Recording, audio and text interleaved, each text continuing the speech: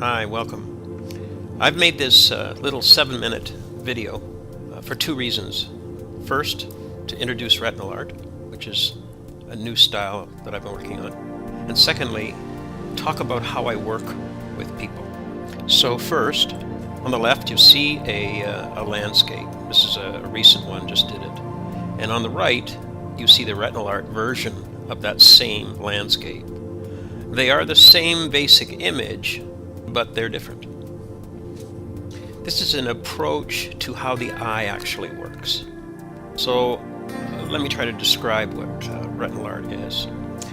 It's my way of expressing what our eyes actually are doing when we look at something. The only thing I haven't done is invert it, turn it upside down, which is also what your eyes do. It's visually engaging, emotionally impacting. It's much more contemporary in its look. So I've called it retinal art. And art, like anything else, is relative to and affected by its surroundings. So the relationship of art to a specific environment is often overlooked. We've addressed this by showing the art hung in inappropriate contemporary environments throughout my website. This helps the viewer understand and appreciate the art in a much more impacting and realistic way. You'll find you make much better decisions this way. After all, choosing the art's an art in itself. So basically, everything is custom made for you. Let me take you through this visual process so that you can see why and how this might serve you choosing art for your home. Here's a bathroom. That same piece of art, which I will be showing throughout this retinal art intro, is created specifically for that wall, that space, and those people. Here, took the same image, completely different space. Anything is possible. We can change the color, do whatever we want.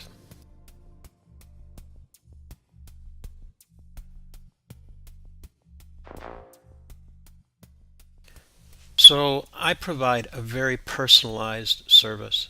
I work with you or your designer or both of you to provide a very specific symbiotic result. So I'm going to take this one piece, same piece, throughout this video, and I'm going to show you the potential.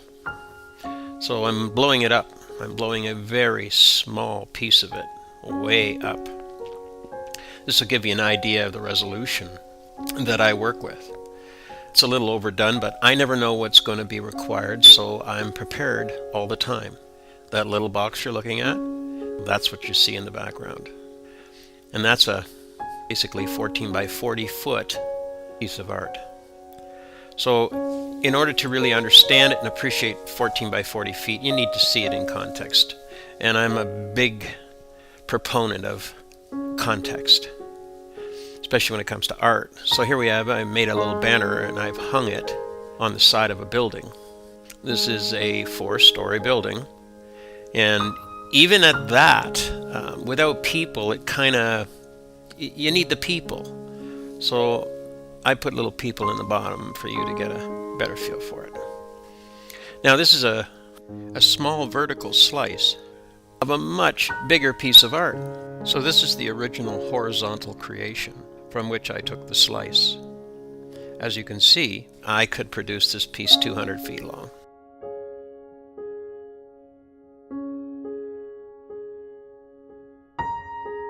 You needed to see the potential. So let's go to a normal room, in this case a dining room. I'm going to take the wall out and we're going to look at the image as if it was real, as if this room was placed in the middle of the forest. I don't know why I do this, but that's what my brain does. So when I'm looking at a creative design situation that I need to apply myself to or to the art to, I will think about it in terms of, well, many different terms. This is just one of them. Lighting is another, character of the person that I'm doing this for, the overall room, the design at large is my major concern. I want whatever I do for you to fit so well that it looks like it was always supposed to be there. It's just perfect. I go to great lengths to make sure that happened. Anyone that knows me will verify that. So if you change the room, make it pink, in this case, we can work with that. Now this is a little extreme, but in order to show you just how far we can go, I wanted to make sure that I shifted the room colors so that you can see how I'll make an image fit perfectly for whatever you have.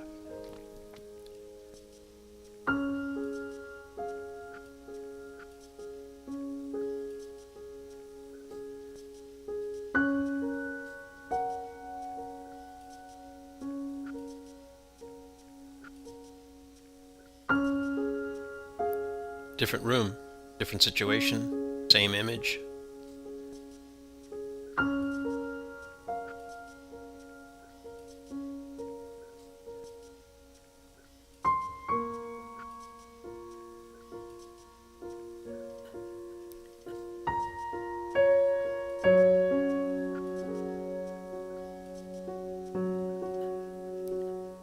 Even square, a small cropped version. But here I took the ferns and matched them to the pillows and then created a monotone wall behind to pull the whole thing together. I don't always do this, but in this situation it called for it.